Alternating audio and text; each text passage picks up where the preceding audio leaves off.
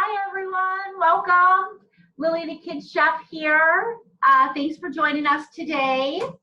We are going to make Tasty Toasted Tuna Melts, Smoky Dino Kale Chips, and an Orangeade. So let's go ahead and get started first with our Smoky Dino Kale Chips. This kale is called lacinato kale. It's different from regular kale in that it's thicker and it's bumpy. My mom called it alligator kale. I kind of like that. But yeah, lacinato, also known as dinosaur kale, that we're going to make dinosaur kale chips with. So we have a small bunch here. The amount of kale you'll use kind of depends on how much kale chips you want. But here's a bunch of kale, and I'm going to show you how to go ahead and take it off of the stems. We don't want these big stems in our chips, so we just go ahead, get rid of those. Just the big ones. And then we're going to rip the kale into large pieces, put it in our bowl. There's a lot of different varieties of kale.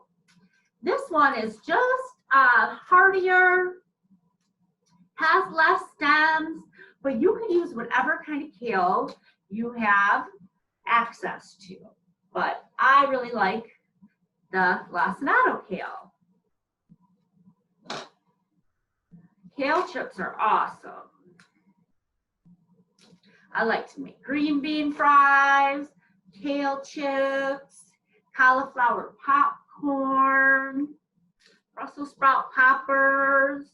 And basically what I'm doing is taking different vegetables, coating them in some olive oil and some seasoning, putting them on a sheet tray, and roasting them until their flavor has concentrated by water evaporating. They can get brown and crispy sometimes, and they just taste so delicious. You can make a dipping sauce to accompany them. Today we're not going to have a dipping sauce because we're going to serve this next to our tuna sandwiches, but these kale chips would stand up well to a homemade hummus or ranch dip, but they're great on their own too. So I went ahead and washed and dried my kale really well, guys. That's important. But here it is. It's all de-stemmed and broken into chip-sized pieces. Here's the stems. I'm going to compost those. And I have some olive oil. I'm going to just kind of push the kale to the side and put a little olive oil in the bottom of the bowl. And I'm going to use some smoked paprika as my seasoning today, friends. This is made out of red pepper, where the pepper has been smoked, red bell pepper. So it adds a really nice flavor. It tastes like barbecue chips almost because of the smoked paprika. And on that note, I'm going to actually go back here and start to roast a red bell pepper on my stove top. That's going to go in my tuna salad for my tuna sandwiches. All right, I'm going to use a little bit of salt too with my kale chips. Just a little. You can always add more when they come out of the oven. All right.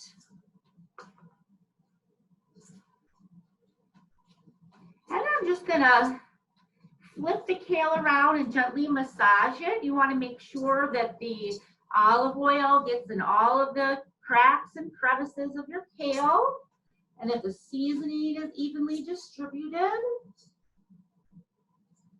so that we have nice, evenly coated pieces of kale that'll turn into uniform kale chips. All right, so we're going to use a sheet tray. That's what this is right here. A lot of people like to call it a cookie tray, but it's really called a sheet tray. And we're going to go ahead and put our kale on it, one piece at a time in a single layer. And we're not going to overlap it, and we're not going to crowd our tray, because otherwise these pieces won't turn into chips. They'll just kind of steam. So in order to have the proper technique, in order to have the chips happen, we have to use the proper technique. And that means making room for air to circulate around each piece of kale. So you might have to make many batches of kale chips, but that's all right. They're worth it. And I made kale chips with little kids as young as 1 year old. It was actually the first food I ever made, the first dish I ever made with my son, Orion.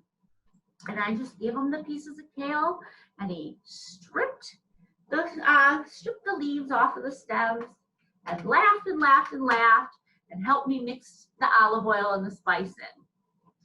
So this is a really good project for beginners. All right, friends, so go ahead and check out our tray here, how there's room between all of the pieces of kale and how they're not overlapping. Every piece has room to dehydrate and turn into a chip. Okay, so let's go ahead and stick these in the oven now.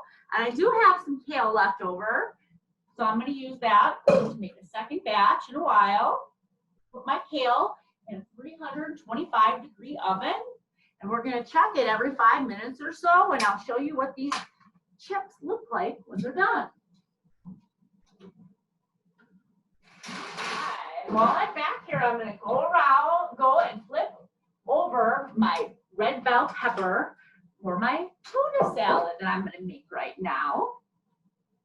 All right, so tasty toasted tuna sandwich. All right, so we're going to have a 12-ounce can of tuna. You can use whatever kind you have on can. I have some albacore tuna, but just the regular yellowfin is great too. And if you use 3 of those cans, smaller cans, that would be 15 ounces, and that's fine also. 12 ounces, 15 ounces. If you use the 15 ounces from the 3 little cans, just increase these proportions a tiny bit of the remaining ingredients. All right. So let's go ahead and add a little bit of chopped up pickle. You could use pickle relish if you'd like, but I really like to dice up my own pickle so that it's a little bit larger pieces than pickled relish. But if you have relish on hand, that'll work too. I'm going to use a couple Milwaukee's Best pickles. Got these little baby dill. If you like sweet pickles, that would work also, but I really prefer dill pickles. Whatever kind of pickles you like. You could even use capers. All right. So I'm using my chef knife to mince up these pickles. You could use a kid's knife right here. Here's my Curious Chef knife. Or you could use scissors, and I'll show you how to use scissors to chop stuff up, snip stuff up in a minute here. All right, get my pickles in to my bowl with my tuna. All right, next we have a stick of celery. Celery is hard to cut up for young children with a knife, but if you cut it into sticks for them, they can go ahead and snip the sticks into little tiny pieces using a pair of scissors. You can even give this to kids that are learning to use scissors. You can give them a pair of Fiskars scissors and one long skinny piece of celery, and they can snip little pieces, one piece at a time. That's a really good way to learn fine motor control. All right, I'm going to use my chef knife here though, because once you learn that motor control, you can rock and roll, right? All right. I like celery in my tuna salad. It adds a nice crunch component.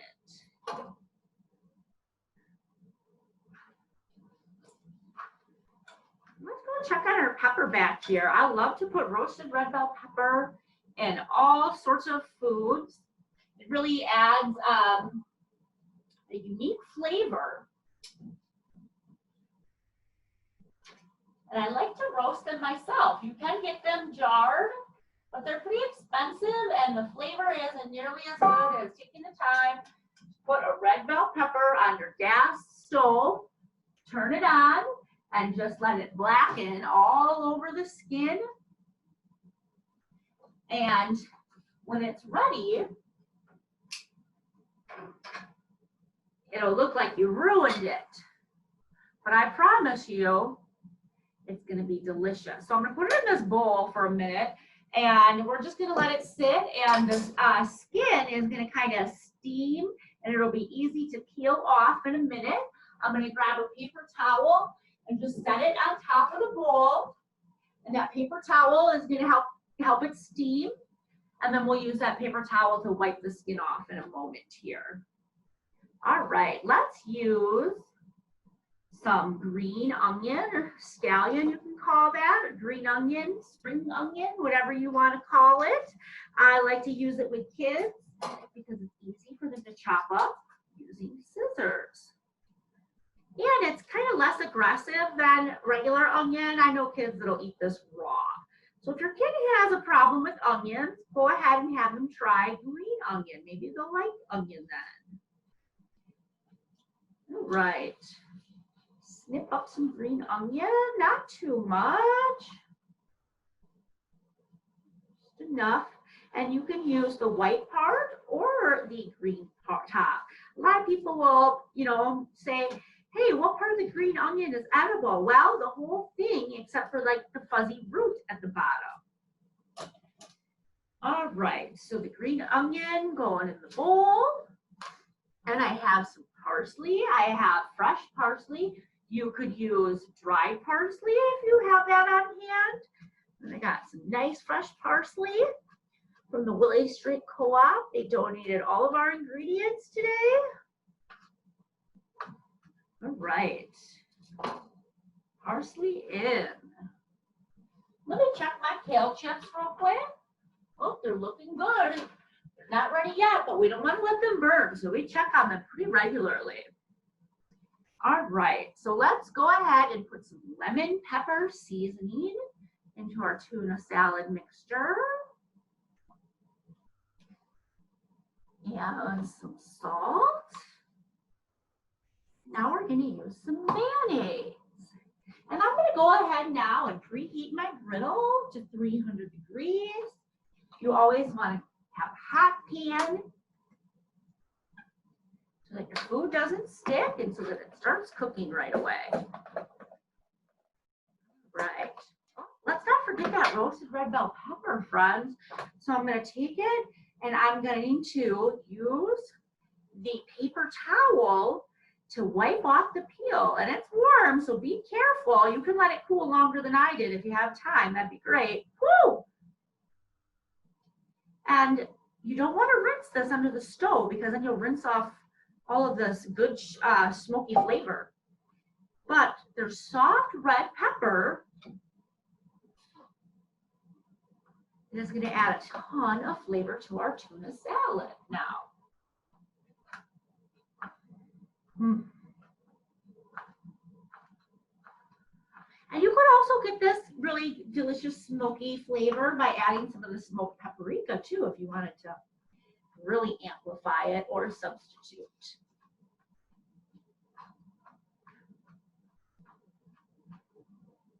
All right, we have our roasted red pepper in there now.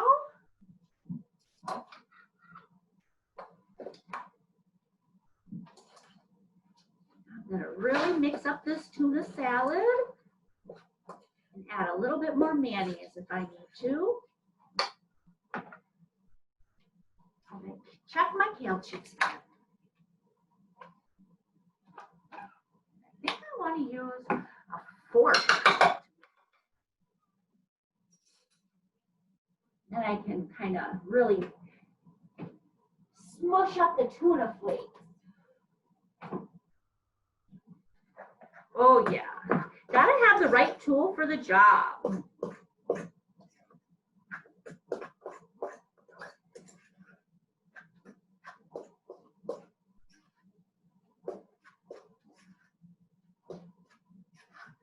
A little bit more mayonnaise.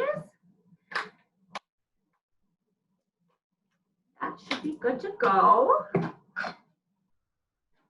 I have 4 pieces of whole wheat bread. You can use whatever is your favorite kind of bread.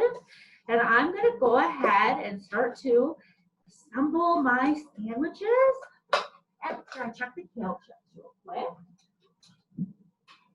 Oh, I'm glad I'm checking them, friends, because it's absolutely perfect.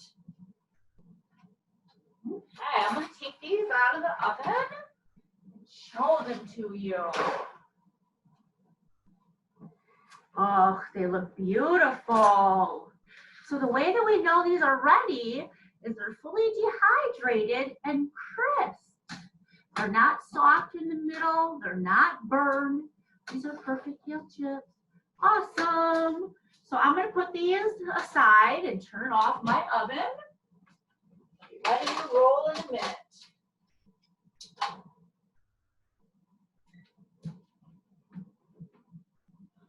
Put our meal together. All right, let's go ahead and assemble these sandwiches.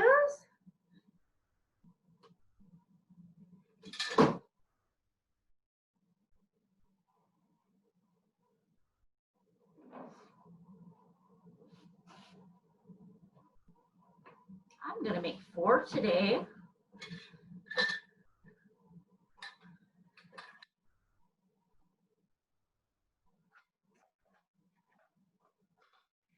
I'm going to use my cookie scoop here. Ice cream scoop, excuse me. You can use it to get cookies on a tray. That's what I was thinking. I'm going to use my ice cream scoop to get my tuna salad onto my sandwiches. Okay.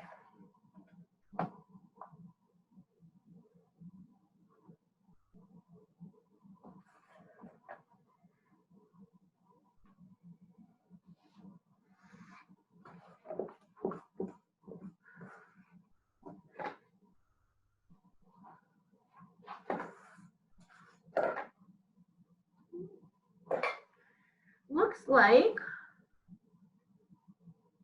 this one could use a little bit more from this one.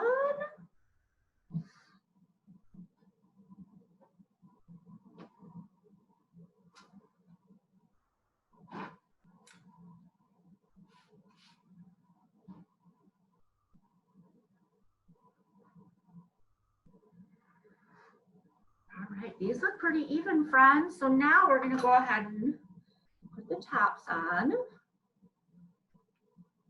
We're going to cook them on my griddle that I have over here. I'm going to put some clarified butter on my griddle and let it heat up.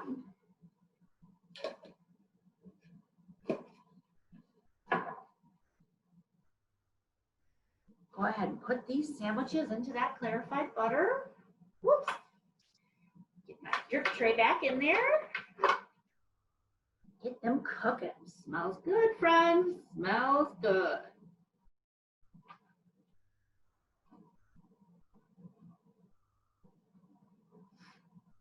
Okay. All right, everybody. Tasty toasted tuna sandwiches are ready to be flipped.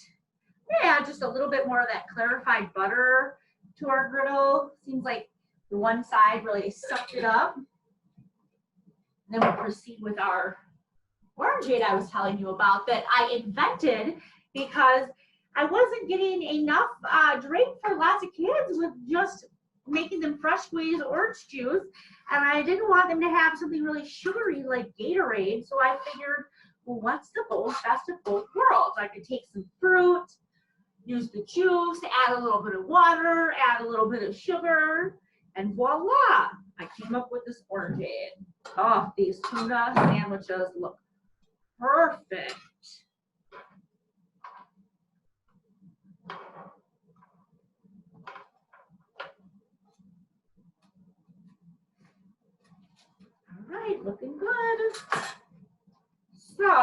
going to get our oranges juice.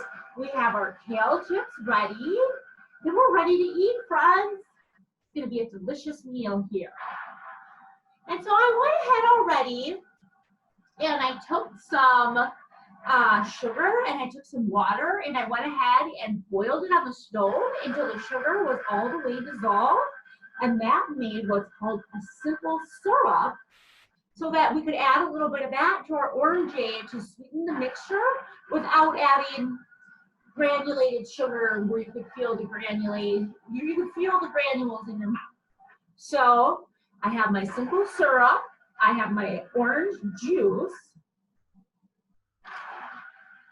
and then I'm going to add some additional water and ice, and we'll mix that up.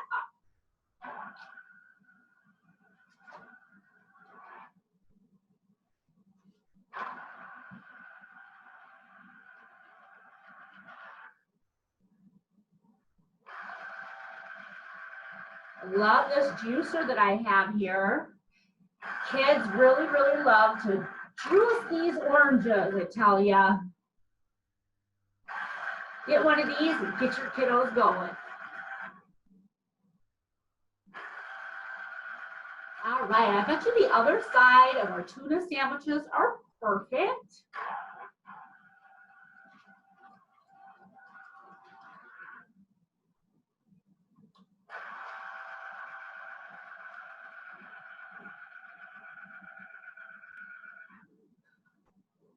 Okie dokie.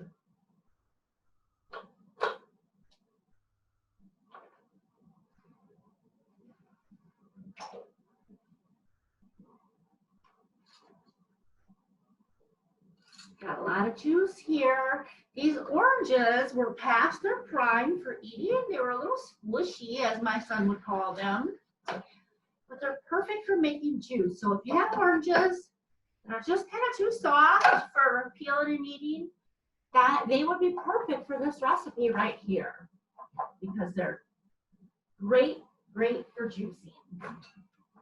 All right, so now I have some of that simple syrup. Not going to add it all, I'm just going to add some of it. And then we'll go ahead and add some ice water. And I think my sandwiches are ready. Let's go ahead and check the bottoms of these. Ooh, they're looking good, looking good. Not quite as toasty as the other side, so I'll go ahead and turn my griddle back on.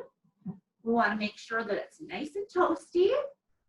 And we'll go ahead and add that ice, that water. Let's go ahead and plate some up.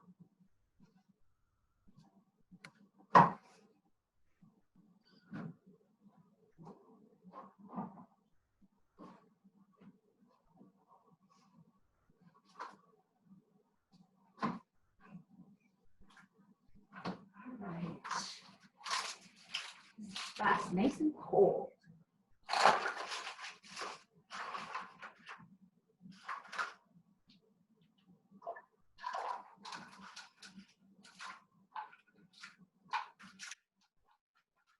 I make lemonade the same way, except I use more simple syrup. I'm going to go ahead and plate up our orangeade. Tastes perfect, but let's go ahead and plate up some kale chips and a tuna sandwich. One for me and one for my mom. So yours cut in half, Mom? Yep. My mom is my director, and we're both learning as we go here.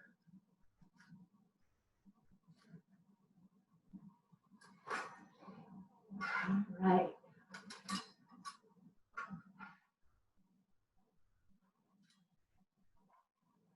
Our kale chips are perfect, friends. They cool down, they're nice and crispy. You can use your hands to take them off the tray. Should be nice and crisp. Smoky. All right, thanks for tuning in. See you guys next time.